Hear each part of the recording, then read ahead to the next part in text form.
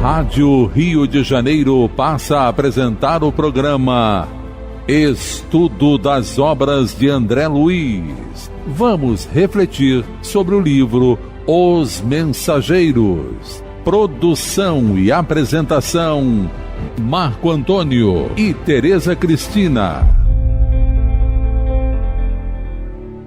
Amigos ouvintes da emissora da Fraternidade, Rádio Rio de Janeiro, novamente aqui estamos, com a permissão de Jesus, para dar continuidade ao estudo da obra Os Mensageiros, obra que foi ditada pelo Espírito André Luiz e que foi psicografada pelas mãos abençoadas de Francisco Cândido Xavier.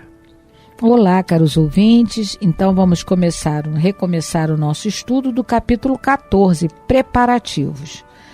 No último programa, nós vimos que o Aniceto fez uma proposta ao Vicente e ao André Luiz de levarem eles para ao centro, ao gabinete de auxílio magnético às percepções, porque eles ainda não tinham os olhos de ver que Jesus preconizou a toda a humanidade. Eles não tinham, essa visão espiritual.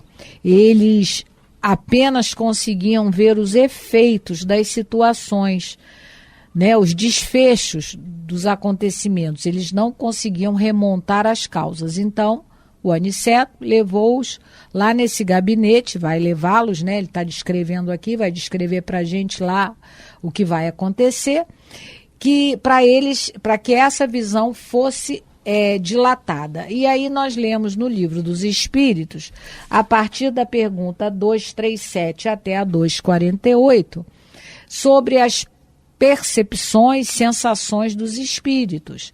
Então, lá, os espíritos e Allan Kardec, uma coisa principal: todos têm a possibilidade de ver, mas os elevados, os espíritos superiores elevados, conseguem ver muito mais do que os outros. A gente lembrou a história do Gotuso, que, mesmo desencarnado, não conseguia ler já estava há muito tempo desencarnado, mas não conseguia ler o pensamento dos outros espíritos, porque ele estava muito arraigado ainda aos problemas aqui da Terra. Nós vimos também que o Aniceto orientou que o André Luiz e o Vicente, no momento desse auxílio que eles iam receber, que eles permanecessem em oração, ligados à mente divina, porque ele diz assim: roguem a Deus lhes permita a dilatação do poder visual. Compenetrem-se da grandeza desse dom sublime. Nós estamos lendo o meio do parágrafo 7. E, sobretudo, enviem à majestade eterna um pensamento de consagração ao seu amor e aos seus serviços divinos. Então, eu queria comentar um pouquinho sobre a questão de, muitas das vezes, a gente correr o risco de idolatrar pessoas, não é?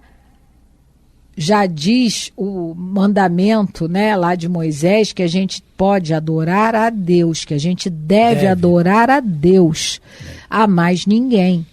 Então aqui a gente pode ver um pouquinho essa questão da idolatria. A gente pode admirar as pessoas, mas a nossa adoração, o nosso devotamento tem que ser a Deus. E é interessante que ele coloca majestade eterna, porque quantos reis e rainhas a Terra já teve? Quantos? Em todas as latitudes, Oriente, Ocidente, em todos os lugares já tivemos, e todos morreram, e todos passaram. A única majestade real e verdadeira é Deus. Não tem outro. Então, a gente tem que ter muito cuidado quando a gente fizeram as nossas orações, que a gente sempre se dirija a Deus, acima de tudo, a Jesus e aos espíritos superiores, porque a gente não sabe a condição daquele espírito mediano que, como nós, lutou na encarnação. Existem santos que são canonizados pela igreja que a história mostra que foram verdadeiros carrascos, que o comportamento deles, né, não foi condigno com a tarefa que lhes coube. E também no caso da gente rezar por espíritos da família. Como é que a gente sabe a condição do familiar nosso que desencarnou? Porque todos nós trazemos dentro de nós pensamentos e sentimentos que ninguém vê. Muitas das vezes, aquela pessoa que tem um comportamento aparentemente equilibrado, cumpridor dos seus deveres, pode ser um criminoso. Pode ser aquele que não teve coragem de matar, de fazer crueldade, materialmente falando, mas na alma ele matou. Ele estuprou, ele desejou mal, ele foi cruel no pensamento. Então, aí a gente, só conheceu ali o efeito. Não sabe, aí vai rezar. Fulano de tal, me ajude, me ampare nessa hora. Como é que você sabe? Então, essa instrução que o Aniceto está dando para o André Luiz e para o Vicente é muito importante para que a gente pense que qualquer coisa que a gente vá fazer, que a gente peça ajuda a Deus e a Jesus. Mas que a gente não rogue para nenhum outro, né? Lógico, a gente pode pedir para Dr. Bezerra, a gente sabe da história desse espírito. Mas de espíritos medianos como nós, a gente tem que ter um certo cuidado, né? Porque nenhum ser humano deve ser adorado. Realmente só Deus. Então vamos continuar a partir do meio, do parágrafo 7. Vamos continuar a nossa leitura. E aí ele vai falar mais um pouquinho da oração. Não desejo, isso é o Aniceto falando, não desejo induzi-los a atitudes de fanatismo sem consciência. Não podemos abusar da oração aqui, segundo antigas viciações do sentimento terrestre. Ele está dizendo o que para a gente? Que nós encarnados abusamos da oração. E o que seria abusar da oração? O que vocês acham que pode ser? Porque ele está dizendo que a gente abusa, não é? A gente abusa da oração. Muitas das vezes, nós usamos a oração fanaticamente, vamos dizer assim, né? É quando você fica... Quer dizer, isso eu estou interpretando a fala dele, porque ele só diz isso. Não devemos abusar da oração. Porque muitas vezes a gente fica inativo, só falando, dando ordens para Deus, e não faz nada. A gente abusa da oração quando a gente tira o tempo da nossa ação, do que a gente deveria fazer, e fica, de joelho o tempo todo, vamos dizer assim, rezando sobre coisas que a gente já poderia agir. Então, isso é uma das interpretações que a gente pode dar de quando o Aniceto diz para o André Luiz que a gente abusa da oração enquanto está encarnado. Então, abusar da oração, no meu ver, além do fanatismo, eu acho também que a gente fica rezando e não faz nada. É um caso que o Divaldo Pereira Franco conta, que a mulher pediu para o doutor Bezerra levar o marido, desencarnar o marido dela, porque ele estava muito doente, alguma coisa assim, estava dando trabalho, e ela pede em oração ao doutor Bezerra para matar o marido. Isso é abusar da oração. Aí é abusar da oração. Com certeza. Quando a gente fica pedindo a Deus para realizar um capricho nosso, porque eu quero. a gente está abusando da oração. A gente sabe, né, pela definição que os Espíritos nos dão, que na prece a gente deve louvar, pedir e agradecer. Mas a gente esquece o louvar, esse a gente nunca faz. E agradecer. O agradecer muito pouco e a gente só pede. Pede coisa errada. E a gente pede só visando o nosso bem, sem querer saber dos outros. E isso é o abuso da oração. Mas eu entendo que abusar da oração é muito mais quando a gente só fica rezando, esperando que Deus resolva as nossas dificuldades sem a gente se movimentar, sem a gente fazer nada. Quer tudo, como se diz, chegue de mão beijada, né? Chegue na bandeja. Bom, continuando. No círculo carnal, costumamos utilizá-la em obediência a delituosos caprichos, suplicando facilidades que surgiriam em detrimento da nossa própria iluminação. Então, não é? A gente ontem estudou lá no centro sobre isso, no livro Caminho, Verdade e Vida, é o capítulo 132. A gente viu que muitas situações elas chegam para nós, para nossa elevação espiritual, e Deus não vai tirá-las, porque é só assim que a gente consegue crescer, vamos dizer assim, evolutivamente.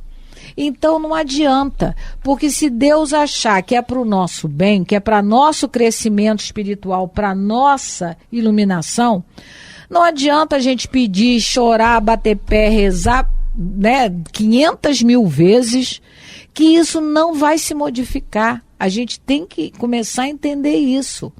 A gente tem que pedir força a Deus, coragem, não é?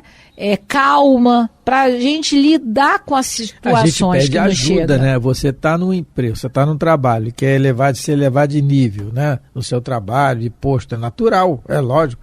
O que os Espíritos orientam é que a gente peça a força, que os Espíritos nos ajude no nosso esforço. É aí que está a questão. Não é que ele dê para a gente o cargo melhor, não é assim que funciona. Não é assim que os Espíritos dizem. É que eles nos dêem força para que nós possamos atingir. E agora, se tiver, aí que o Espírito tem que raciocinar. Se não estiver no programa, ele atingir um cargo superior, ele não vai atingir. Não vai, porque está na programação dele, né? Então a gente estuda isso muito, principalmente nas obras de André Luiz, a gente vê essa programação muitas vezes. Ou o que acontece, por exemplo, no livro do Mundo Maior, no próprio no avô do André Luiz, ele está lá na situação, nas regiões inferiores, e ele é resgatado, porque ele já começa a pensar diferente e tal, e conseguem resgatar ele. E a partir daí se programa uma reencarnação para ele. Ele vai reencarnar aqui no Rio de Janeiro, no bairro de Bangu, naquela época, e vai ser filho de um pedreiro, cujo nome é até Nicanor, se eu não me engano. E ele foi um grande fazendeiro, né? Eu consta, muito dinheiro. O André Luiz estudou a medicina com o dinheiro que ele deu, que ele forneceu, né, e tal. Então, mas ele vai ter essa programação. E lá está na programação dele que ele vai ficar nessa situação de pobreza até a encarnação toda. Então, ele com certeza vai ser uma pessoa que vai querer almejar coisas maiores, porque foi um grande fazendeiro. E agora vai vir servente de pedreiro numa situação precária. Vai querer almejar coisas melhores, que é natural e que é dever nosso, né? Porque a gente progride na inteligência e o progresso intelectual vai impulsionar o moral, está lá no Livro dos Espíritos, e com isso ele vai querer automaticamente, porque é a bagagem do espírito dele. Só que se tiver na programação, ele não atingir coisas melhores financeiramente, ele não vai atingir. É isso que a gente tem que ver, porque é o que ele está dizendo aqui, em detrimento da nossa própria iluminação. No caso do André Luiz, a iluminação dele interior se faz passar necessariamente pela pobreza. Extrema. Está lá. Então, inclusive a Teresa está certa, pobreza extrema. Então ele não vai ganhar na loteria, ele não vai ganhar o dinheiro, não vai achar dinheiro na rua, ele não vai. Na programação, e isso é com todos nós, né? Cada um na sua programação. A mesma coisa que vem na riqueza. Que às vezes, né, vai ficar rico a encarnação toda. Não tem jeito. O dinheiro Gasta não vai o que acabar. gastar, que o dinheiro não vai acabar, porque a prova dele está na riqueza. A página que eu falei é o capítulo Sempre Adiante, do livro Caminho, Verdade e Vida. Olha só o que o Emmanuel nos diz. O espírito encarnado, a tal da iluminação, a fim de alcançar os altos objetivos da vida, quer dizer, a iluminação, precisa reconhecer sua condição de aprendiz, extraindo o proveito de cada experiência, sem escravizar-se. Não é para pedir para sair da experiência, é para ter força para passar bem pela experiência. O dinheiro, olha a riqueza, e a necessidade material, a pobreza, a doença e a saúde do corpo são condições educativas de imenso valor para os que saibam aproveitar o ensejo de elevação em sua essência legítima. Então, em qualquer situação da vida, a gente pode orar sim, pedindo a Deus clareza, visão, não é? Força, coragem, calma para lidar com a situação, mas para sair da situação, se a gente já fez a nossa parte e a coisa não muda, é porque é aí que é o caminho. E é aí que a gente vicia, né? Que é como ele diz aqui, a gente acaba fazendo o quê? Abusando da oração. Porque o tempo que está ali, o tempo todo só rezando, dias e dias, não faz o que tem que fazer. Aí está rezando, eu quero um emprego, Senhor, me ajuda a arrumar emprego, mas não sai de casa? Como é que vai? O emprego vai bater na porta? Eles ajudam, mas a gente tem que fazer a nossa parte. E aí ele continua. Aqui, todavia, André, a oração é um compromisso da criatura para com Deus. Compromisso de testemunho, de esforço e dedicação aos superiores desígnios, não é? Então, faz a tua parte que o céu te ajuda. Batei, né, a porta vai se abrir. Pedi, obtereis. Buscai, acharei. Esforço. Não adianta achar que só porque botou o joelho no chão e falou o nome de Deus que as coisas vão acontecer, porque não vão. Se a gente não fizer a nossa parte, não é? Na nossa caminhada evolutiva, só o blá blá blá, a repetição de palavras na oração e uma posição genuflexa e uma mão posta não vão resolver. Continuando. Toda prece entre nós deve significar, acima de tudo, fidelidade do coração.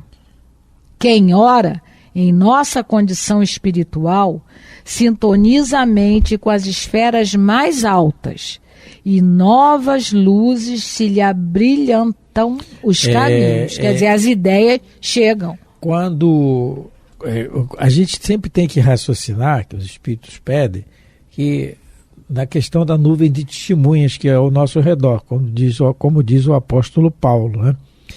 E nessa nuvem de testemunhas, tem muitas dessas companhias são os amigos espirituais que nós temos, porque nós temos o nosso amigo espiritual, o nosso guia, temos o nosso anjo da guarda, que é outra categoria que toma conta de uma turma grande de gente, a capacidade dele é maior, dessa percepção de ajudar dele é maior.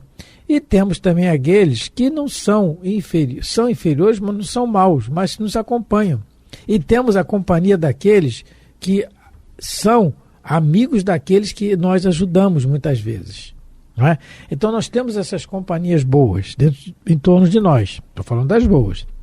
Quando ele fala aqui que quem ora, toda a prece entre nós deve significar fidelidade do coração, quer dizer, e fidelidade a Deus, no momento que a gente faz uma prece com esse sentimento de fidelidade a Deus, o que é isso, né?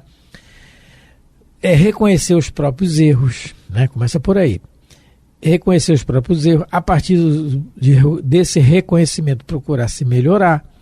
E aí o sentimento nosso, como nós já falamos aqui em programas anteriores, na questão da eletricidade e oração, que nós lemos aqui um trecho da Revista Espírita até, nós temos a responsabilidade moral nisso aí, porque nós somos espíritos altamente endividados, quase todos nós aqui no planeta. Mediante isso, nós temos sempre que ter em mente que erramos e temos que reconhecer o erro, e a partir daí a melhora íntima, a tentativa da melhora íntima, conforme diz Allan Kardec.